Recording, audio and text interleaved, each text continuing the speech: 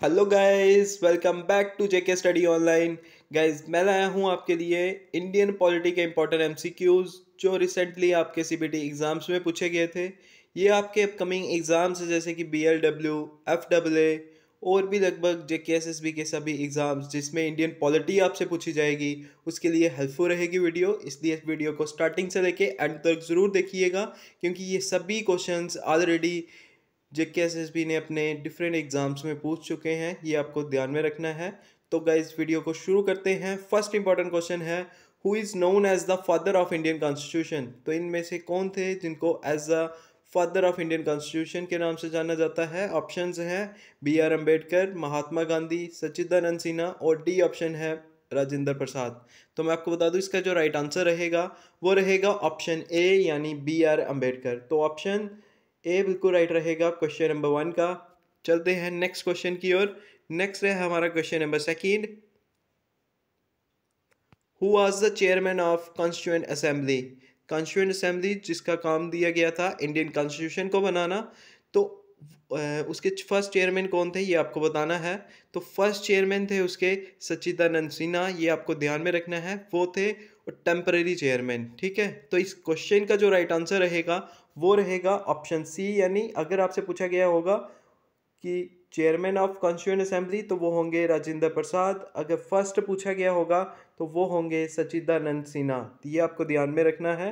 वो सिर्फ first meeting में ही इसके चेयरमैन रहे थे कॉन्स्टिट्यूएंट असेंबली के। ये आपको ध्यान में रखना है क्योंकि राजेंद्र प्रसाद तब एब्सेंट रहे थे। तो क्वेश्चन नंबर 2 का सी ऑप्शन बिल्कुल राइट रहेगा। नेक्स्ट है question number 3। The idea of constitution of India was first of all given by whom। तो इनमें से किसने कॉन्स्टिट्यूशन ऑफ इंडिया का आइडिया दिया था। तो ऑप्शंस हैं ज्योतिबा फुले, बी ऑप्शन है M N Roy, C option है रविंद्रनाथ टैगोर और डी ऑप्शन है बी आर अम्बेडकर। तो मैं आपको बता दूं, इसका जो राइट आंसर रहेगा वो रहेगा ऑप्शन बी यानी M N Roy give the idea of Indian constitution. ये आपको ध्यान में रखना है। ऑप्शन बी बिल्कुल राइट रहेगा। बहुत बार ये एग्जाम्स में पूछा जा चुका है क्वेश्चन। नेक्स्ट है question number 4। Constitution of India came into effect from. तो जो कॉन्स्टिट्यूशन ऑफ इंडिया था वो कब से इफेक्ट में आया था ये आपको पूछा गया है। ऑप्शंस हैं 15 जनवरी 1950, सेकंड ऑप्शन है 26 जनवरी 1950, सी ऑप्शन है 15 अगस्त 1950 और साथ में डी ऑप्शन है 15 जनवरी 1950। तो बड़ा इजी सा राइट आंसर है इसका। तो constitution of India come into effect on, B option right है 26 ऑफ जनवरी 1950। तो ऑप्शन बी बिल्कुल राइट रहेगा क्वेश्चन नंबर 4 का। चलते हैं नेक्स्ट इंपॉर्टेंट क्वेश्चन की ओर। नेक्स्ट है हमारा question number 5। The constituent assembly took how much time to finalise complete the constitution. तो सिंपली आपसे पूछा गया है कि कॉन्स्टिट्यूएंट असेंबली ने कितनी देर में इंडियन कॉन्स्टिट्यूशन को कंप्लीट किया था। ऑप्शंस हैं A 2 years 11 month and 18 days, B option है 4 years 11 month and 18 days, C option है 2 ईयर्स 11 मंथ एंड 28 डेज, या फिर 2 ईयर्स 9 मंथ्स एंड 18 डेज। तो मैं आपको बता दूं, इसका राइट आंसर रहेगा option A 2 years 11 months and 18 days लगे थे इंडियन कॉन्स्टिट्यूशन को बनाने में कॉन्स्टिट्यूएंट असेंबली को। तो ऑप्शन ए बिल्कुल राइट रहेगा क्वेश्चन नंबर 5 का। चलते हैं क्वेश्चन नंबर 6 की ओर। क्वेश्चन नंबर 6 है the total number of schedules in constitution are. तो टोटल कितने शेड्यूल हैं कॉन्स्टिट्यूशन में। ऑप्शंस हैं 8, बी ऑप्शन है 12, सी ऑप्शन है 10 और डी ऑप्शन है 14। तो मैं आपको बता दूं, एट प्रेजेंट इंडियन कॉन्स्टिट्यूशन में 12 शेड्यूल्स हैं, ठीक है। और जब इंडियन कॉन्स्टिट्यूशन बना था ये भी आपको पता होना चाहिए। Indian constitution now has 448 articles in 25 parts, 12 schedules and 104 amendments. ये आपको ध्यान में रखना है कि टोटल 104 अमेंडमेंट्स और आर्टिकल्स 448 और पार्ट्स जो हैं वो 25 हो चुके हैं। शेड्यूल्स जो पहले 8 हुआ करते थे अब टोटल शेड्यूल्स बन चुके हैं 12। ये आपको ध्यान में रखना है। और साथ में 1949 में जब ये कॉन्स्टिट्यूशन बना था उस टाइम पे 395 आर्टिकल्स थे, 22 पार्ट्स थे और साथ में 8 शेड्यूल्स थे। ये भी आपको ध्यान में रखना है। तो चलते हैं नेक्स्ट इंपॉर्टेंट क्वेश्चन की ओर। नेक्स्ट है question number 7, in which year constitution of India was amended for the first time. ये आपसे बहुत बार एग्जाम्स में पूछा जाता है। तो कॉन्स्टिट्यूशन ऑफ इंडिया को फर्स्ट टाइम कब अमेंड किया गया था? अमेंड यानी फर्स्ट टाइम उसमें चेंज लाने की जो कोशिश की गई थी वो कब की गई थी, जब उसमें चेंज लाई गई थी। तो ऑप्शंस हैं 1950, 1951, 1952 या फिर 1953। तो मैं आपको बता दूं इसका राइट आंसर रहेगा ऑप्शन बी यानी 1951 में फर्स्ट कॉन्स्टिट्यूशन की अमेंडमेंट कर दी गई थी। ये आपको ध्यान में रखना है और क्वेश्चन नंबर 7 का बी ऑप्शन बिल्कुल राइट रहेगा। चलते हैं क्वेश्चन नंबर 8 की ओर। Who administers the oath to जज ऑफ हाई कोर्ट। सिंपली आपसे पूछा गया है कि हाई कोर्ट के जजेस को की जो ओथ सेरेमनी होती है वो ओथ उनको कौन दिलाता है? ऑप्शंस हैं president of India, B option है chief justice of India, C option है अटॉर्नी जनरल और डी ऑप्शन है गवर्नर। तो मैं आपको बता दूं हाई कोर्ट की बात होगी तो उनकी ओथ जो है वो गवर्नर दिलाएंगे। तो ऑप्शन डी बिल्कुल राइट रहेगा क्वेश्चन नंबर 8 का।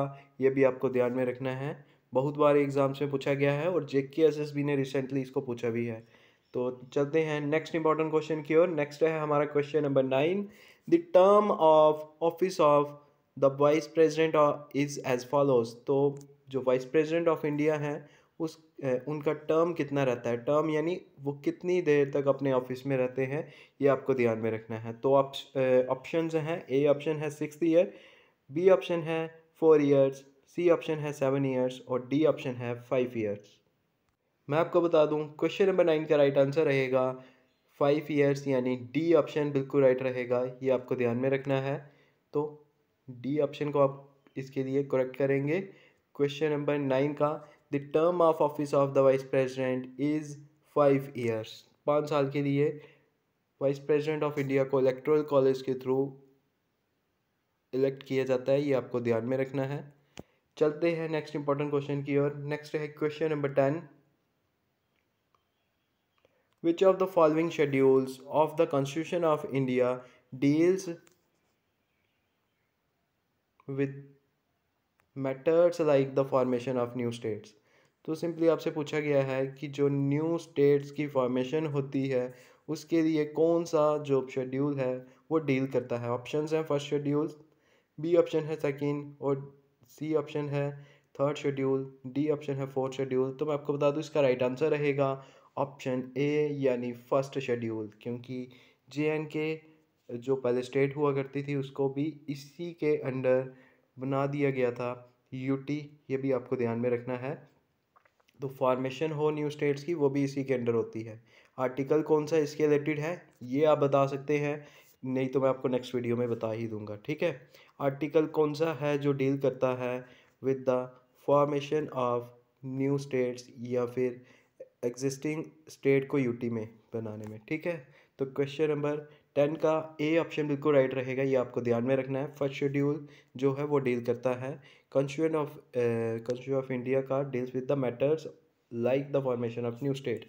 नेक्स्ट है question number 11, the members of Rajya Sabha are elected for a time period of. तो जो राज्यसभा के मेंबर्स होते हैं वो कितनी देर के लिए अपॉइंटेड होते हैं? 4 ईयर्स ऑप्शन है, 5 ईयर्स, 6 ईयर्स ना या फिर नॉट डिफाइन।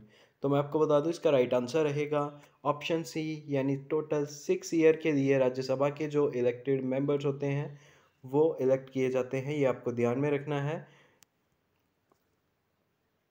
नेक्स्ट है इसके बाद question number 12, the fundamental duties in Indian constitution is derived from which country. तो जो फंडामेंटल ड्यूटीज़ हैं इंडियन कॉन्स्टिट्यूशन में वो कौन सी कंट्री से डिराइव की गई थी ये आपको बताना है। तो ऑप्शंस हैं रशिया या फिर यूएसए के कॉन्स्टिट्यूशन से या फिर ब्रिटेन के या फिर डी ऑप्शन है साउथ अफ्रीका के। तो मैं आपको बता दूं इसका राइट आंसर रहेगा ऑप्शन ए रशिया से हमने यानी उस समय पर हुआ करता था USSR। तो USSR या फिर रशिया दोनों में से कुछ भी लिखा होके आ सकता है। तो उन्हीं से हमने फंडामेंटल ड्यूटीज़ को लिया था। ये आपको ध्यान में रखना है। चलते हैं नेक्स्ट इंपॉर्टेंट क्वेश्चन की ओर 12th का ए ऑप्शन बिल्कुल राइट रहेगा। नेक्स्ट है question number 13, what is the minimum age to become a member of Lok Sabha. तो लोकसभा के मेंबर बनने के लिए मिनिमम एज कितनी चाहिए होती है। ऑप्शंस हैं 30 ईयर्स, 18 ईयर्स, 25 ईयर्स या फिर 35 ईयर्स। तो मैं आपको बता दूं, लोकसभा के मेंबर के लिए आपको सिर्फ 25 ईयर का होना ज़रूरी होता है। तो ऑप्शंस ही बिल्कुल राइट रहेगा क्वेश्चन नंबर 13 का। चलते हैं नेक्स्ट इंपॉर्टेंट क्वेश्चन की ओर। नेक्स्ट है question number 14, the maximum strength of Lok Sabha is. जो लोकसभा होती है यानी लोअर हाउस, तो उसकी मैक्सिमम स्ट्रेंथ कितनी रहती है। ऑप्शंस हैं 500 या फिर बी ऑप्शन है 525 सीट्स होती हैं, सी है 542 और डी ऑप्शन है 552। तो मैं आपको बता दूं इसका राइट आंसर जो है वो रहेगा ऑप्शन डी, यानी टोटल 552 मैक्सिमम स्ट्रेंथ होती है लोकसभा की यानी लोअर हाउस की। तो ऑप्शन डी बिल्कुल राइट रहेगा क्वेश्चन नंबर 14 का। चलते हैं नेक्स्ट इंपॉर्टेंट क्वेश्चन की ओर। नेक्स्ट है हमारा question number 15, emergency provisions in Indian constitution is taken from. जो एमरजेंसी प्रोविजंस हैं इंडियन कॉन्स्टिट्यूशन में वो कहाँ से लिए गए हैं, ये आपसे सिंपली पूछा गया है। ऑप्शंस हैं A Australia, B Japan, C Canada और डी जर्मनी। तो मैं आपको बता दूं इसका राइट आंसर रहेगा ऑप्शन डी, यानी जर्मनी से एमरजेंसी प्रोविजंस जो हैं वो इंडियन कॉन्स्टिट्यूशन में दिए गए हैं, ये आपको ध्यान में रखना है। तो ऑप्शन डी बिल्कुल राइट रहेगा क्वेश्चन नंबर 15 का। इसके बाद नेक्स्ट क्वेश्चन है question number 16, the concept of federal system in Indian constitution is taken from. तो फेडरल सिस्टम जो इंडियन कॉन्स्टिट्यूशन में दिया गया था ये कौन सी कंट्री से दिया गया है, ये आपको ध्यान में रखना है। ऑप्शंस में दिया हुआ है आयरलैंड, ऑस्ट्रेलिया, जर्मनी या फिर कनाडा से। तो मैं आपको बता दूं federal system of Indian constitution ये कैनेडियन कॉन्स्टिट्यूशन से दिया गया है। तो ऑप्शन डी बिल्कुल राइट रहेगा क्वेश्चन नंबर 16 का। तो चलते हैं नेक्स्ट इंपॉर्टेंट क्वेश्चन की ओर। नेक्स्ट है question number 17, which feature of Indian constitution is not taken from American constitution. तो इनमें से कौन सा फीचर है जो अमेरिकन कॉन्स्टिट्यूशन से नहीं दिया गया है। ऑप्शंस हैं प्रियम्बल, बी ऑप्शन है सिंगल सिटीजनशिप, सी ऑप्शन है जुडिशल रिव्यू और डी ऑप्शन है फंडामेंटल राइट्स। तो मैं आपको बता दूं इसका जो राइट आंसर रहेगा वो रहेगा ऑप्शन बी, यानी सिंगल सिटीजनशिप, जो इंडियन कॉन्स्टिट्यूशन में अमेरिकन कॉन्स्टिट्यूशन से नहीं लिए गए हैं। जहाँ तक बात है प्रियम्बल की, जुडिशल रिव्यू और फंडामेंटल राइट्स ये लिए गए हैं अमेरिकन कॉन्स्टिट्यूशन से, ये आपको ध्यान में रखना है। तो ऑप्शन बी बिल्कुल राइट रहेगा क्वेश्चन नंबर 17 का। इसके बाद है next question number 18, the number of members of Rajya Sabha from states and union territories is. तो सिंपली आपसे पूछा गया है कि राज्यसभा में जो स्टेट्स और यूनियन टेरिटरीज की टोटल कितनी सीट्स होती हैं। तो ऑप्शंस हैं 238, बी ऑप्शन है 250 और सी ऑप्शन है 235 और डी ऑप्शन है 220। तो मैं आपको बता दूं इसका राइट आंसर रहेगा ऑप्शन ए, यानी 238 जो सीट्स होती हैं ये होती हैं राज्यसभा में from states and union territories. उनमें से 12 सीट्स जो होती हैं वो नॉमिनेट करता है प्रेसिडेंट ऑफ इंडिया। तो टोटल मिला के अगर आपसे पूछा जाएगा तो टोटल सीट्स होंगी 250। लेकिन अगर पूछा गया होगा स्टेट्स एंड यूनियन टेरिटरी की कितनी रहती हैं तो वो होगा ऑप्शन ए 238। चलते हैं नेक्स्ट इंपॉर्टेंट क्वेश्चन की ओर। नेक्स्ट है question number 19, what was the number of the princely states in India at the time of partition. जब पार्टीशन हुआ था, इंडिया से पाकिस्तान को अलग कर दिया गया था, तो उस समय पे टोटल प्रिंसली स्टेट्स कितनी थी इंडिया में, ये आपसे पूछा गया है। ऑप्शंस हैं 555, बी ऑप्शन है 558, सी ऑप्शन है 560 या फिर डी ऑप्शन है 562। तो मैं आपको बता दूं इसका राइट आंसर रहेगा 562। बहुत इंपॉर्टेंट क्वेश्चन है। टोटल प्रिंसली स्टेट्स थी इंडिया में जब पार्टीशन हुआ था 562। इसका मतलब डी ऑप्शन बिल्कुल राइट रहेगा क्वेश्चन नंबर 19 का। चलते हैं नेक्स्ट इंपॉर्टेंट क्वेश्चन की ओर। नेक्स्ट है question number 20। What is the minimum year of age for a candidate for the office of vice president? Vice president बनने के लिए मिनिमम एज कितनी होनी चाहिए कैंडिडेट की, ये आपसे पूछा गया है। तो ऑप्शंस हैं 25 ईयर्स, बी ऑप्शन है 30 ईयर्स, सी ऑप्शन है 35 और डी ऑप्शन है 28। तो मैं आपको बता दूं, वाइस प्रेसिडेंट हो या हो प्रेसिडेंट, इन दोनों के लिए आपको कम से कम 35 ईयर्स का होना ज़रूरी है। तो ऑप्शन सी बिल्कुल राइट रहेगा क्वेश्चन नंबर 20 का, यानी minimum age for a candidate for the office of vice president is 35। तो ऑप्शन सी बिल्कुल राइट रहेगा। नेक्स्ट है question number 21। The constitution names our country as. तो कॉन्स्टिट्यूशन में हमारी कंट्री को क्या नाम दिया गया है? तो ऑप्शंस हैं भारत, बी ऑप्शन है आर्यवर्त, या फिर सी ऑप्शन है हिंदुस्तान, या फिर डी ऑप्शन है इंडिया दैट इज़ भारत। तो ये आपको सबको पता होगा जिसने इंडियन कॉन्स्टिट्यूशन को रीड किया है। तो ऑप्शन डी बिल्कुल राइट रहेगा इसका, यानी India that is Bharat is the name according to our constitution. ठीक है, ये ध्यान में रखना है, that is a name of our country according to Indian constitution, India that is Bharat. तो डी ऑप्शन बिल्कुल राइट रहेगा क्वेश्चन नंबर 21 का। चलते हैं नेक्स्ट इंपॉर्टेंट क्वेश्चन की ओर। नेक्स्ट है हमारा question number 22। How many times a person can be elected as the president of India? तो टोटल कितनी बार एज ए प्रेसिडेंट इलेक्ट हो सकता है एक पर्सन? तो ऑप्शंस हैं 1 टाइम, बी ऑप्शन है 2 टाइम्स, सी ऑप्शन है 3 टाइम्स और डी ऑप्शन है नो बार, यानी कोई भी मैक्सिमम उसमें लिमिट नहीं है। तो मैं आपको बता दूं, इसका राइट आंसर रहेगा ऑप्शन डी, यानी इंडिया में प्रेसिडेंट कितनी भी बार इलेक्ट हो सकता है, ये आपको ध्यान में रखना है। यानी 1 person can become number of time as the president of India. अगर यूएसए का आपसे पूछा जाएगा तो वहाँ पर है एज 2 टाइम्स, ये आपको ध्यान में रखना है। तो वहाँ पे सिर्फ 2 साल ही लगा, मतलब 2 साल तो नहीं है, 2 टाइम्स ही वहाँ पे इलेक्ट हो सकता है, जो 5 ईयर के लिए होते हैं। उसके बाद वहाँ पे वो फिर से इलेक्ट नहीं हो सकते हैं, ये आपको ध्यान में रखना है यूएसए में। इंडिया में ऐसा कोई केस नहीं है, इंडिया में मैक्सिमम टाइम जितनी बार मर्जी इलेक्ट कर सकते हैं। ठीक है, तो क्वेश्चन नंबर 22 का डी ऑप्शन बिल्कुल राइट रहेगा। चलते हैं नेक्स्ट इंपॉर्टेंट क्वेश्चन की ओर। नेक्स्ट है question number 23। How many members retire from Rajya Sabha every second year?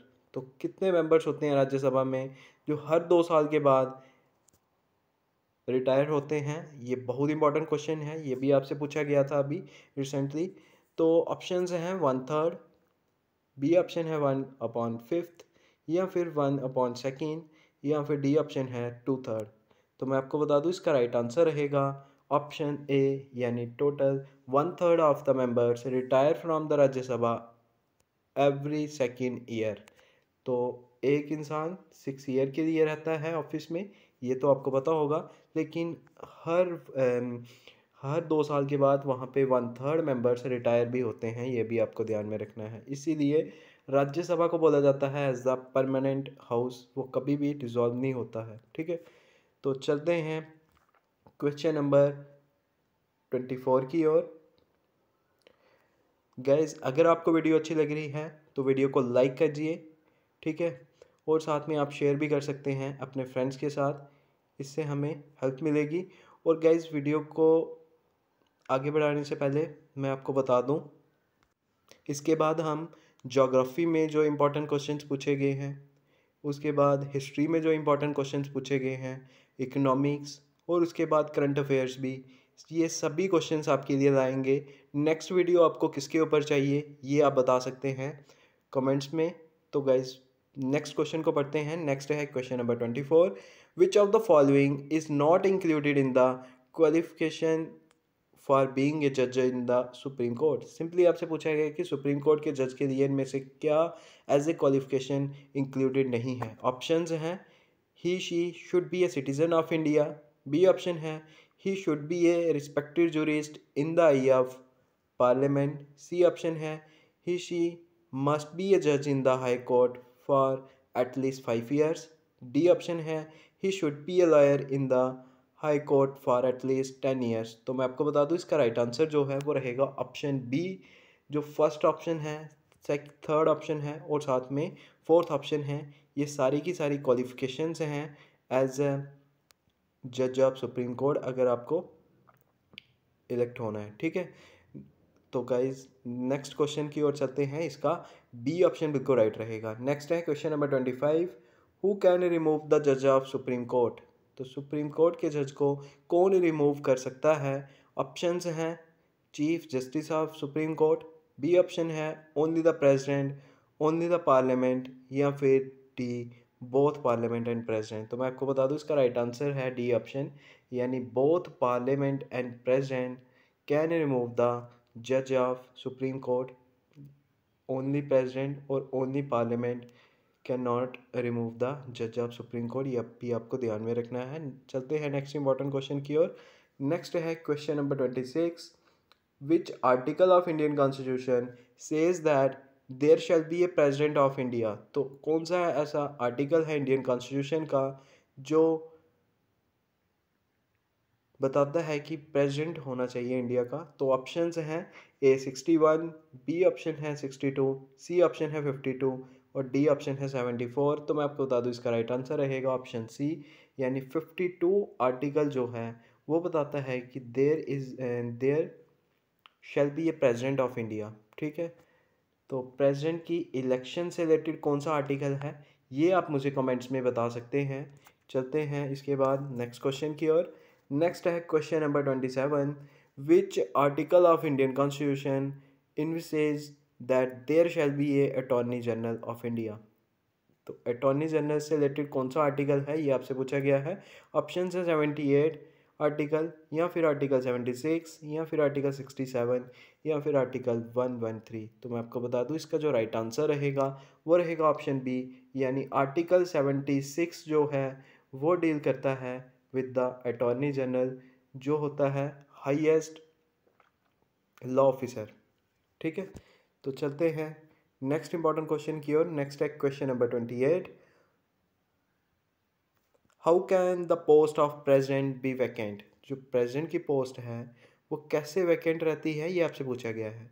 Options हैं A on expiry of his tenure, जब उसकी एक्सपायरी हो जाती है टेन्योर की तब, या फिर बाय हिज रेजिग्नेशन, या फिर on the commitment of impeachment in Rajya Sabha, या फिर ऑप्शन है D only A and B. तो मैं आपको बता दूं इसका राइट आंसर भी है ऑप्शन डी, यानी ओनली ए एंड बी, यानी on expiry of his tenure भी होता है और साथ में बाय हिज रेजिग्नेशन, अगर वो खुद रिज़ाइन कर देता है ऑफिस से तब भी वैकेंट रहेगी प्रेसिडेंट की पोस्ट, या फिर एक्सपायरी ऑफ हिज टेन्योर, जब उसका टेन्योर ही एक्सपायर हो जाए, ठीक है।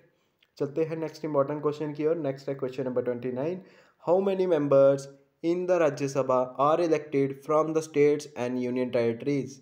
तो कितने मेंबर्स होते हैं राज्यसभा के जो इलेक्ट होते हैं स्टेट और यूनियन टेरिटरीज। तो ये सेम क्वेश्चन था, तो इसका आंसर जो है वो ऑप्शन बी था, ये आपको ध्यान में रखना है। चलते हैं सीधा नेक्स्ट क्वेश्चन की ओर।